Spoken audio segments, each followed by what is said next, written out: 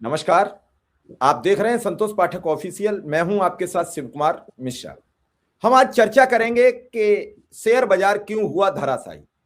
देखते ही देखते 1 करोड़ नहीं, 2 करोड़ नहीं, 3 करोड़ नहीं, 5 करोड़ नहीं, 7 करोड़ नहीं, 9 करोड़ नहीं, 10 करोड़ नहीं, 12 करोड़ नहीं, 13 लाख करोड़ रुपया भारतीय डूब गया।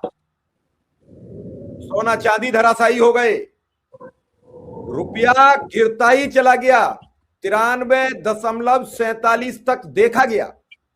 अब आप सोचिए क्यों मची ये तबाही, इस तबाही का क्या असर है, और इस तबाही को एक प्राइवेट बैंक जो चर्चित है विश्व में, उसके कार्यवाहक निदेशक ने इस्तीफा दे दिया। उन्होंने इस्तीफा दिया, कई तरीके के आरोप भी लगा दिए। क्या उन आरोपों की सरकार जांच करेगी?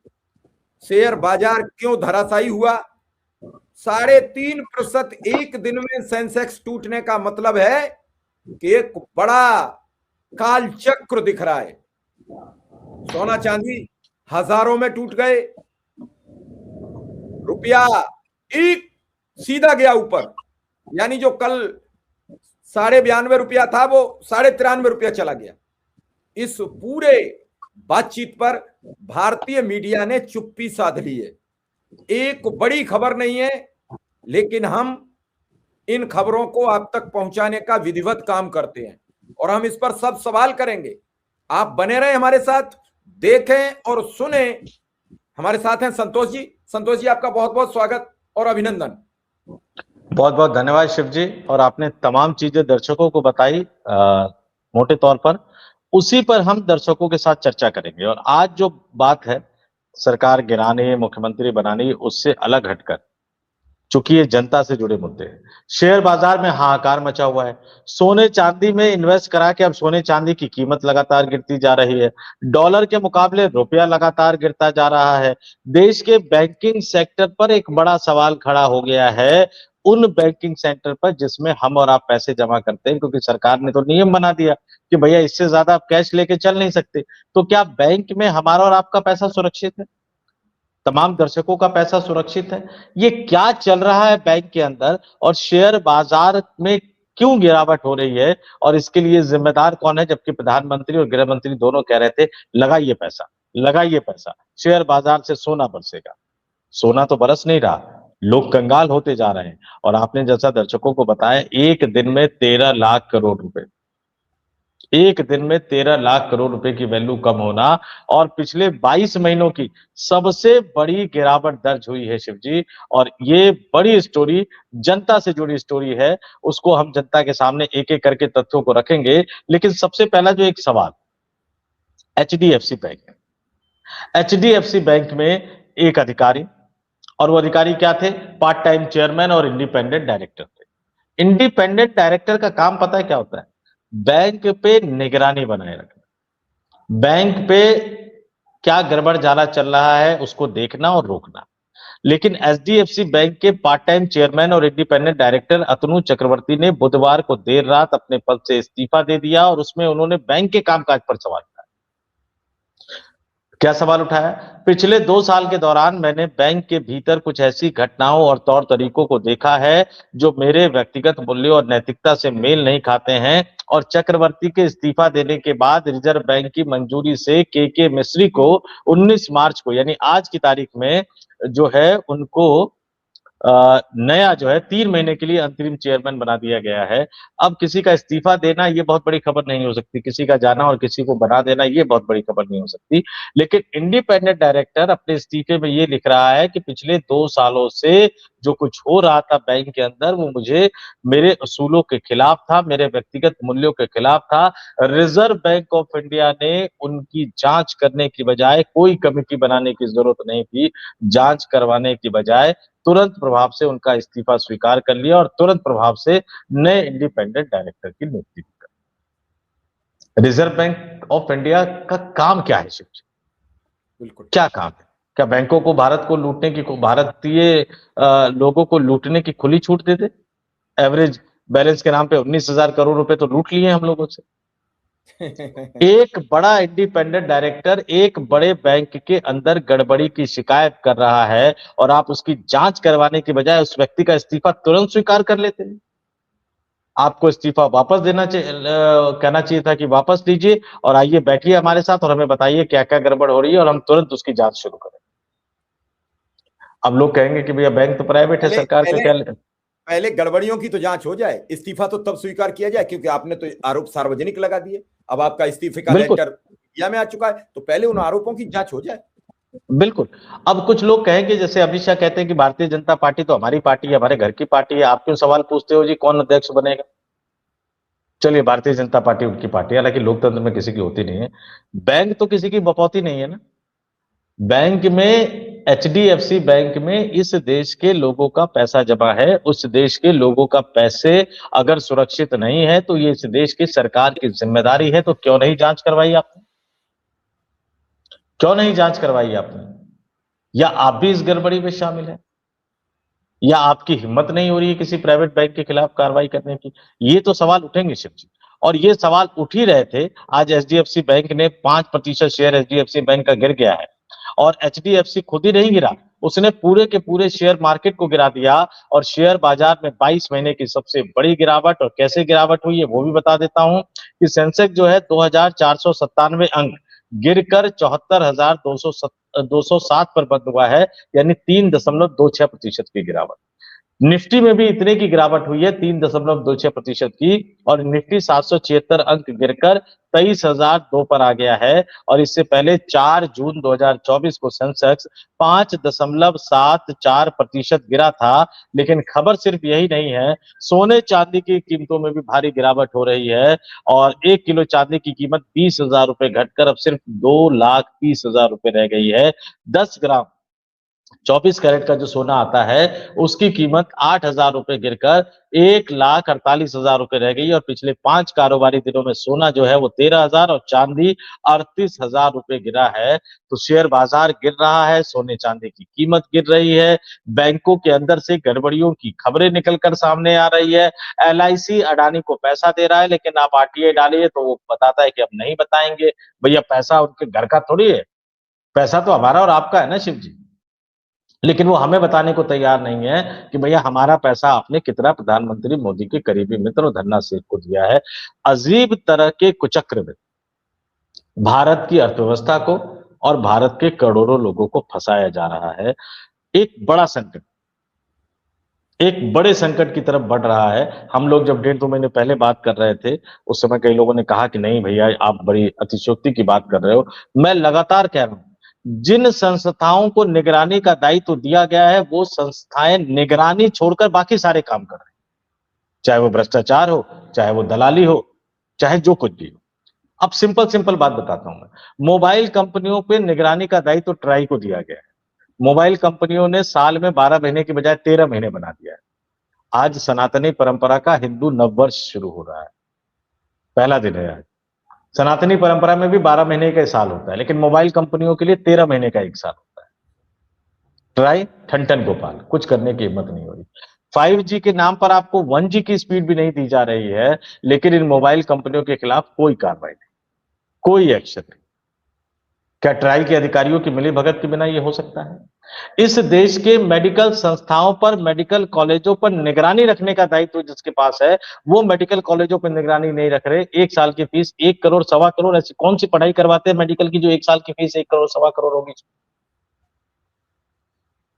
उससे सस्ता विदेश में हो जाता है, जो बच्चों को बाहर पढ़ने के लिए जाना पड़ता है। और ये मेडिकल कॉलेज की मान्यता कौन सी रद्द करते हैं? वो जो जम्मू में रद्द की थी, जो उसमें मुसलमान स्टूडेंट ज्यादा आ गए थे, एमबीबीएस के स्टूडेंट, तो उसकी मान्यता रद्द कर दी। सीबीएसई का काम स्कूलों पर निगरानी रखना है, वो कर नहीं रहे। एनसीईआरटी का काम किताबें समय पर लेके आनी है, वो ला नहीं रहे। वो तो जुडिशियल करप्शन के बारे में लिख दिया तो वो वापस ले रहे, माफी मांग रहे हैं। जजों का काम इस देश के संविधान की सुरक्षा करना है, लेकिन अपने ही जज पे कार्रवाई नहीं कर पा रहे जिनके यहाँ से कैश की बरामदगी हुई। अब वो कई तरह की सिक्योरिटी है, जो भी आप कह लीजिए। और रिजर्व बैंक ऑफ इंडिया का काम जो है, इस देश के बैंक के उपभोक्ताओं के हितों की सुरक्षा करना है, लेकिन रिजर्व बैंक ऑफ इंडिया हितों की सुरक्षा नहीं कर पा रहा है। ऐसा कायदे से एक नोट नहीं बना पा रहा है जिसका जाली नोट ना तैयार हो पाए। इधर वो नोट छापते हैं, उधर उधर जाली नोट छापने वाले पहले छाप के बैठ जाते हैं। तो ये भी उसकी विफलता है। और यहाँ तो ये सीधा सीधा नजर आ रहा है कि कोई बहुत बड़ा आदमी इन्वॉल्व है, क्योंकि एक इंडिपेंडेंट डायरेक्टर गड़बड़ी की शिकायत करते हुए इस्तीफा देता है और आनन फानन में रिजर्व बैंक ऑफ इंडिया इस्तीफा स्वीकार कर लेता है और अगले दिन पूरा का पूरा शेयर मार्केट क्रैश हो जाता है। 13 लाख करोड़ रुपए का नुकसान एक दिन में, 13 लाख करोड़ रुपए का एक दिन में स्वाहा हो जाना, ये बता रहा है कि इस देश की सरकार न केवल कमजोर है, इस देश की सरकार न केवल इस देश के लोगों को फंसा रही है, इस देश की सरकार ने न केवल विदेशों बड़ी ताकतों के सामने सरेंडर कर दिया है, बल्कि इस देश की सरकार इस देश की जनता के साथ उस तरह का व्यवहार कर रही है कि आने वाले दिनों में कोई भी नया नेता, बड़ा नेता अगर देश का प्रधानमंत्री बनेगा, समझदार नेता, 20 साल लग जाएंगे इस देश को उभरने में। दुबई की हालत ईरान ने खराब कर दी, दुबई को फिर से दुबई बनने में 50 साल लग जाएंगे शिव जी। और भारत की हालत हमारे साहब खराब कर रहे हैं। लेकिन लोग जो है दुर्भाग्य से वो इसको सुनने को, समझने को तैयार नहीं है। अलग अलग तरह की चाशनी में उनको अलग अलग तरह के जो मीठे मीठे पकवान खिलाए जा रहे हैं। कभी कहा जा रहा है कि हिंदू खतरे में है, कभी कहा जा रहा है कि देश को विश्व गुरु बनाना है, कभी सनातन की बात कही जा रही है, लेकिन कोई भी ये नहीं बता रहा है कि भैया वो सब तो ठीक है, लेकिन आपने तो कहा था कि शेयर बाजार में पैसे लगाओ, ये डूब क्यों रहा है शेयर बाजार? सोने चांदी की कीमत अचानक बढ़ी और फिर नीचे गिर क्यों रही है?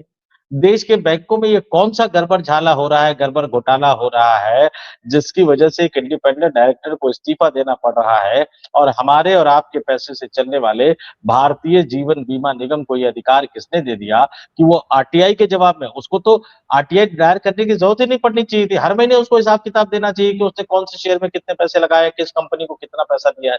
यहाँ तो आरटीआई के जवाब में भी वो देने को तैयार नहीं है। साहेब मस्त है, चुनाव प्रचार में बिजी है, चुनाव की उद्घोषणा हो चुकी है। पश्चिम बंगाल में पूरा का पूरा प्रशासन बदल दिया गया है। वो तो उनका बस नहीं चलता, नहीं तो पश्चिम बंगाल में मतदाता भी नए ले जाते। ज्ञानेश कुमार कहते हैं कि पश्चिम बंगाल के तमाम मतदाताओं को डिबार किया जाता है, चुनाव तक वो पश्चिम बंगाल से बाहर रहेंगे, हम नए मतदाता पश्चिम बंगाल में बनाएंगे जो वोट करेंगे। वो तो उनका बस नहीं चल रहा उसमें से। अभी आपने कहा कि जो जो सरकार ने जिम्मेदार संस्थाएं बनाई हैं वो अपने विभाग का ब्यौरा नहीं देती, अपने विभाग के बारे में नहीं बताती।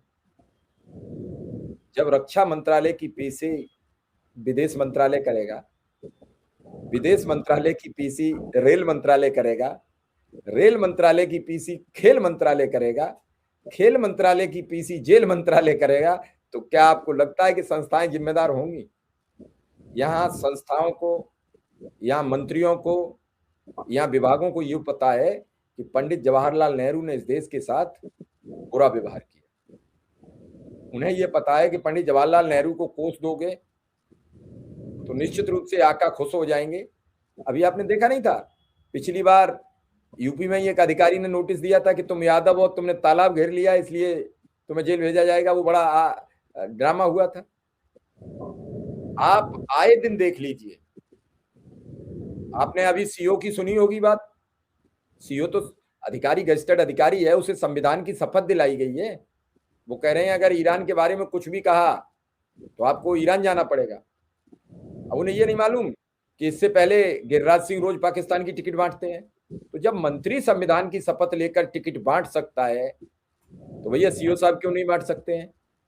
कुल मिला के ये मेरा उदाहरण देने का मतलब ये था कि जब तक देश की संवैधानिक संस्थाएं ईमानदारी से काम नहीं, यहाँ पे तो मैं कहूंगा कि गिरिराज सिंह को शर्म आनी चाहिए। इतने बड़े नेता होके, कैबिनेट मंत्री होके वो सिर्फ पाकिस्तान भेज रहे हैं, यहाँ तो एक अधिकारी ईरान भेज रहा है। थोड़ा सा तो महंगा टिकट होगा ना ईरान का शिव जी? हाँ बिल्कुल बिल्कुल। और ईरान जाने से भी डरेंगे तो वो अधिकारी बच जाएंगे, क्योंकि ईरान अभी मिसाइलें गिर रही हैं तो कोई जाएगा भी नहीं। संतोष जी, चर्चा इस बात की होनी चाहिए कि इस देश में इतनी बड़ी समस्याएं खड़ी हो गई, वित्त मंत्री का कोई वक्तव्य नहीं आया, शेयर मार्केट टूट रहा है, उन प्रधानमंत्री और गृह मंत्री का वक्तव्य नहीं आया जो चुनाव से पहले कह रहे थे कि आप शेयर बाजार में कूद जाइए, बम्पर बूम होगा। 2024 में ही चुनाव चला है, उसी की सरकार बनी है कि कुछ बीच में हो तो नहीं गया कोई चुनाव उनाव? संतोष जी, शायद हो गया हो। 2024 में चुनी गई वही सरकार है अभी तो, अभी तक तो वही है। हाँ, मैं इसलिए कह रहा था शायद मैं भूल गया हूं, कोई बीच में मध्यावधि घुस गया हो। क्यों भरोसा नहीं है? हमारे प्रधानमंत्री 24 घंटे प्रचार पे रहते हैं, तो ये भी याद रखना बड़ा मुश्किल है कब कहां कौन सा चुनाव हो गया है। क्योंकि अगर निश्चितता रहे, अभी ईरान पर चर्चा हो रही है और प्रधानमंत्री जी कहीं तमिलनाडु हैं, कहीं बंगाल हैं, कहीं कहीं हैं। अभी आपने कहा कि ज्ञानेश कुमार जी वहां वोटर नहीं ले जाते, ले जा सकते थे, वो उनके बस में नहीं है। मैं ये पूछना चाहता हूं ज्ञानेश कुमार जी से कि ज्ञानेश कुमार जी, क्या विपक्ष ने शिकायत असम में नहीं की डीजीपी बदलने की? क्या मुख्य सचिव बदलने की कांग्रेस ने शिकायत नहीं की? क्या तमिलनाडु में भाजपा ने शिकायत नहीं की सारे अधिकारियों को बदल दो? क्या केरल में कांग्रेस ने शिकायत नहीं की? वहां भाजपा है ही नहीं तो केरल में कांग्रेस की शिकायत होगी? आपने जिस तरीके से जो खेल खेला है और वहां सत्ता परिवर्तन आप कराने में कामयाब होते हो तो सो फॉर सो गुड, आपके लिए और अंक बढ़ जाएंगे आपके। हो सकता है अब तक डिटेंशन में चल रहे हो तो फिर आउट ऑफ टर्न हो जाओ। और अगर इतने पर भी चुनाव हार गए, मैं अगर शब्द का प्रयोग कर रहा हूं, पूरी उस अगर को हटा दीजिए शिव जी, उस अगर को हटा दीजिए। पश्चिम बंगाल में भारतीय जनता पार्टी चुनाव हारने जा रही है, ये मैं आपको आज की तारीख में बता रहा हूं। और शायद पिछली बार जितने सीटें आई थी, हो सकता है कि उतनी सीटों पर भी भारतीय जनता पार्टी इस बार न पहुंच पाए। मेरी रिपोर्ट फिलहाल आज की तारीख में ये कह रही है, और वो इसलिए कह रही है शिव जी कि पश्चिम बंगाल में जो सो कॉल इन्फ्लुएंसर होते हैं ना, सोशल मीडिया के इन्फ्लुएंसर, भारतीय जनता पार्टी ढूंढ रही है, लेकिन उनको पश्चिम बंगाल में सोशल मीडिया के इन्फ्लुएंसर नहीं मिल रहे हैं। भारतीय जनता पार्टी के कार्यकर्ता जमीन पर उतरकर काम करने वाले नहीं मिल रहे हैं। क्यों? क्योंकि उन कार्यकर्ताओं को भारतीय जनता पार्टी के दिग्गज नेताओं ने धोखा दिया है। और एक बात हमेशा मान लीजिए, पश्चिम बंगाल के हिंदुओं को, खासकर हिंदू महिलाओं को अभी तक की घुट्टी नहीं पिला पाए हैं कि हिंदू खतरे में है। उनको समझ में आ रहा है कि भैया ये बता रहे हैं हिंदू खतरे में है, लेकिन पहले गैस का जुगाड़ कर लो, पहले घर चलाने का जुगाड़ कर लो, पहले बच्चों को पढ़ाने का जुगाड़ कर लो, उसके बाद तो आगे की बात करेंगे। वो तो 20 साल बाद का खतरा दिखा रहे हैं, अभी तो खतरा अभी हमारे ऊपर मंडरा रहा है। और इसलिए चूंकि पश्चिम बंगाल की जनता, खासतौर से महिला मतदाता जो है, वो बीजेपी के झांसे में नहीं आ रही है, इसलिए एक बार फिर से तृणमूल कांग्रेस की सरकार पश्चिम बंगाल में बनने जा रही है। ये आज की तारीख में मैं आपको बता रहा हूं, लिख लीजिए। एक और बड़ी बात, एक भूल गया था मुझसे, सेबी, ये शेयर बाजार की निगरानी का काम करती है। अडानी साहब के खिलाफ जांच हुई, पता नहीं क्या निकला, कैसे निकला। अब शेयर बाजार, अभी कल की खबर है कि सेबी ने रेट्रो ग्रीन रेवोल्यूशन लिमिटेड के शेयर प्राइस में हेरफेर करने के मामले में 18 संस्थाओं पर कुल 2,80,00,000 करोड़ रुपए का जुर्माना लगाया है। और इसके साथ ही उन्हें 5 वर्ष तक सिक्योरिटीज मार्केट में, यानी शेयर बाजार में, शेयर मार्केट में किसी भी तरह के लेन देन, खरीद फरोख्त, बिक्री पर प्रतिबंध लगा दिया है। ये तो आपने कंपनी के मामले में किया। यहां तो देश का प्रधानमंत्री और देश का गृह मंत्री कह रहा था कि पैसे लगाओ, और पैसे डूब गए।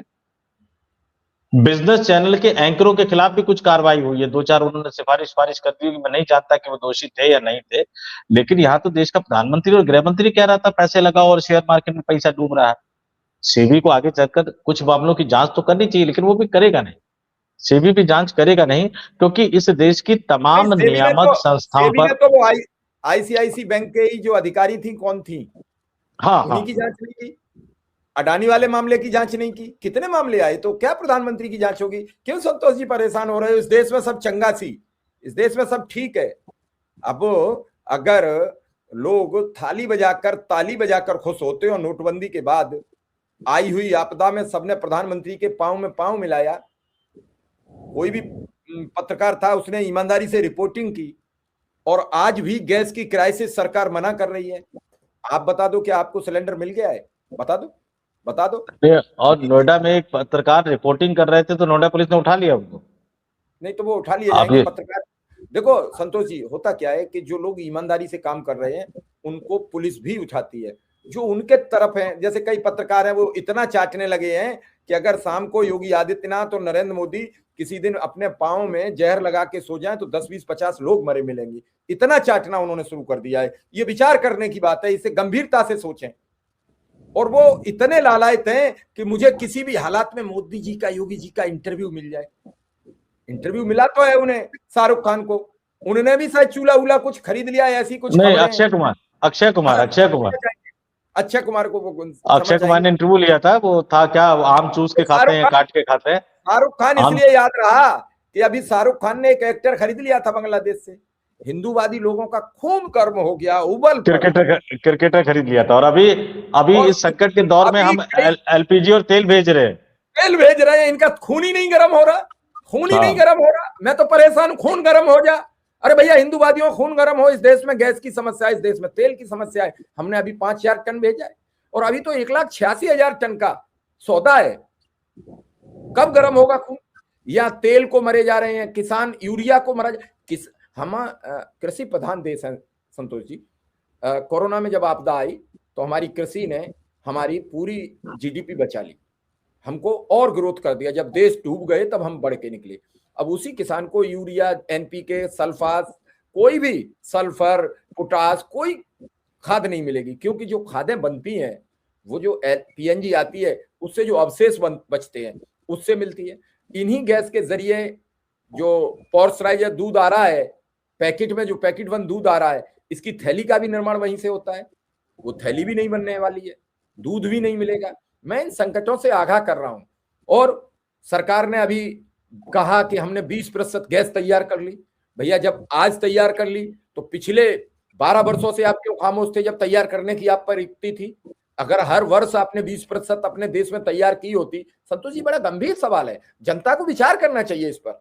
जब आज आपने 20% तैयार कर ली और हर साल 20% तैयार करते तो क्यों हम कतर और उन देशों, 20% एक बड़ा आंकड़ा है, बड़ा आंकड़ा है। अगर वास्तविक तैयार हो गई और हमारे पेट्रोलियम मंत्री आके कह देते हैं हमारे देश में समस्या नहीं है, वित्त मंत्री ये मार्केट टूटा जा रहा, कोई बोलती नहीं, वो तो कह देंगी मैं शेयर लगाती नहीं हूं। जैसे लोगों ने पूछा प्याज की कीमत बढ़ गई, उन्होंने कहा प्याज खाती नहीं हूं। तो अगर कोई उनसे पूछेगा कि मैडम आपके वित्त मंत्री रहते हुए शेयर बाजार टूट गया, तो बोली क्यों, मैं तो शेयर खेलती ही नहीं हूं, मैं तो शेयर में इन्वेस्ट करती नहीं हूं, आपका टूटा है आप जानो।